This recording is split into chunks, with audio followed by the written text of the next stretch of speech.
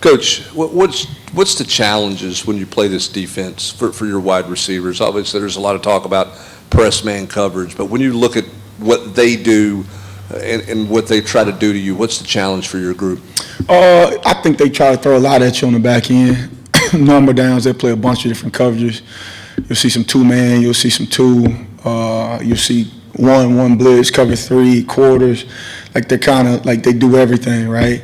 What we got to focus on is just working our technique, make sure we're getting to the line, getting a pre-snap plan, and just being able to go operate after that. The good thing about, practicing the way we practice, our defense throws a lot at us too. So we're kind of used to that type of volume, seeing different looks and being able to ID it on the fly. It's just about going to go battle every snap, operating with technique, and going to win one-on-one matchups. Patrick, then Adam. Coach, kind of following up on that. Is it a bigger challenge mentally for your guys or physically with the way Georgia plays? You listed off all the coverages they play. Obviously, they'll challenge you guys physically too. What's the bigger challenge, I guess, for you guys? I think the challenge is always in practice.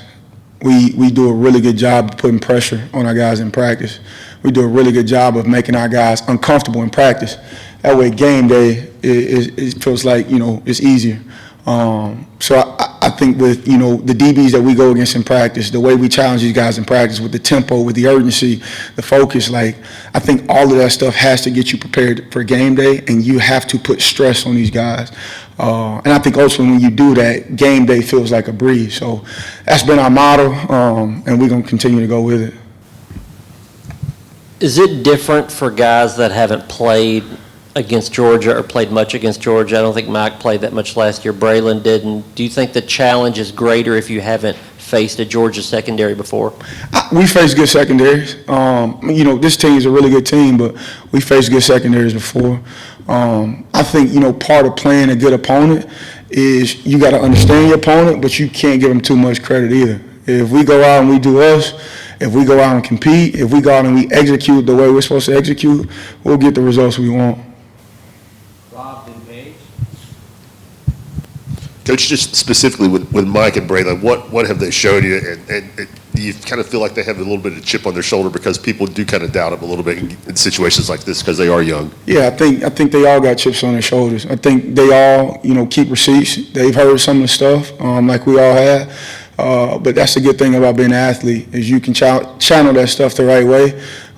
In the end, you can have the world in your hands, and you can have the last say so. And I think those guys are very in tune with that, and they're channeling it the right way, which is in practice with the way they work and the way they prepare in the building. And we just got to keep doing that to build consistency. That's what we're looking forward to now. Is we don't want to be one-hit wonders. We don't want to have a few good games. We got to build consistency in order to be a real elite offense. Chris Brazel's had a couple of really productive performances, especially after ETSU. What do you think has led to his production this season, and how much can you rely on that on Saturday? Yeah, I think he's grown up some. I think the room, that room has benefited each and every one of those guys. It starts with Chris, it starts with Mike, it starts with Bray, even the young guys, right? Travis, Rodarius, Joe Kim, some of those guys coming in the room, and they're setting the standard every day. And I think that creates competition, and what you see is guys can't take plays off, they can't take days off, and so naturally you just get, almost an environment of excellence that they're trying to achieve daily. Even when they don't meet it, they still, know the things that they need to get better at, they're aware of it, but as long as they're chasing, I think we put ourselves in a spot to go be successful. Coach, back here, can you describe or shed some light on the relationship that Joey Aguilar has with your wide receiver room, whether it's practice, facility, outside the facility, or in games? Yeah, it's awesome. Joey's, man, he's a people person. He does a really good job, even back to the summer and the spring, of spending time with those guys. I can't tell you how many times we leave a receiver meeting. I tend to go over in the receiver meetings. We tend to stay longer. And, the guys are like, Coach, we got to go, we got a dinner with Joey, which is kind of cool to see, but he's poured into those guys, and he is very emotionally adapt to who they are. Like, he understands how to get on to each guy, which sometimes is in different ways, but he's very emotionally intelligent when it comes to talking to those guys and pouring into them, which at the quarterback position you have to have, because you got a lot of personality for the most part at wideouts. You got to know how to deal with those guys and which buttons to push in order to get the most out of them. Hats off to him. He's done a great job of not only investing but studying and learning those guys to be able to get the most out of them. And they want to go play hard for him, which you've seen on Saturday. Coach, you kind of touched on your freshman trio. You got an extended look at them in the game last week. What did you see from each of Rodarius, Travis, and Joakim, and how much more trust did they maybe earn to get more playing time Absolutely. down the You line? you saw a different array from a couple of those guys. Like Rodarius, you seen him go make a couple big grabs, huge grabs. Travis played hard in the run game. He didn't get as many looks or as many touches, but I thought he graded out well. Joakim's still coming along as well with him getting here in summer. He's done a good job of adapting and kind of carrying that week to week. He's done a good job of coming on in such a short amount of time also. Chris Brazel mentioned after the game just the comfortability he has in year two here. Just how have you seen that kind of play out in game one and game two for him? Yeah, I think year two is always easier. I think in any round. Chris obviously didn't go in fall camp because he was being held out dealing with injury. But what he's done since he's been back is just he's operated with urgencies.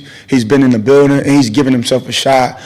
With that kid, a lot of times when he just prepares, and on Saturday when he's able to just play and not have to think, I think you get the best version of him. So we'll continue that model. We'll continue that routine. For him is just continuing to prepare, keeping his routine the same, and I think he'll be able to play loose and continue to make plays. Coach, obviously you want to see continued improvement, but how pleased are you with progress so far as a group, especially in the area of explosive plays? There's been a couple of those so far through 2 games. Yeah, I think, early in the season is twofold, right? You enjoy seeing success, but too much of that enjoyment, right, can stunt your growth. On the other end, I think the kids need to see success because it creates a buy-in that helps you, create consistency down the road. So obviously we enjoy seeing it, but I enjoy seeing it because now I know for sure there's a buy-in. What we got to do, like I continue to preach, is, man, like it's got to be consistent. It's got to be day in, day out, week in, week out, and we can't get away from our routine, our habits, and our details. From a confidence standpoint, how big was it for Mike to have that kind of day, and Chris as well? You've talked a lot about Chris having a hard time maybe putting a bad play behind him and moving forward. How much moving forward this season was Saturday for those two guys confidence-wise? I think it's huge, man. Like playing this position is 99% confidence, right? Like it's a lot of receivers around the country that make a ton of plays, and it's because they're confident. So as a coach, you got to understand that. And, we were up by a hefty amount, but for me, having those guys operate and finish that game going out on a high, I think that's crucial, especially going to a conference game. Not that you're trying to get away from, whatever the mission is, but if you got receivers playing confident, you got your quarterback playing confident, I think you got a shot to be really good on offense in any league, anywhere. And then you look at the opposite. When they aren't confident, I think that shows also. So I think being in the receivers room, man, it's all about how do I get these guys confident, how do I keep them urgent, and how do I keep those guys detailed. I think if you can check off those 3 boxes, I think you got a shot to have a good room.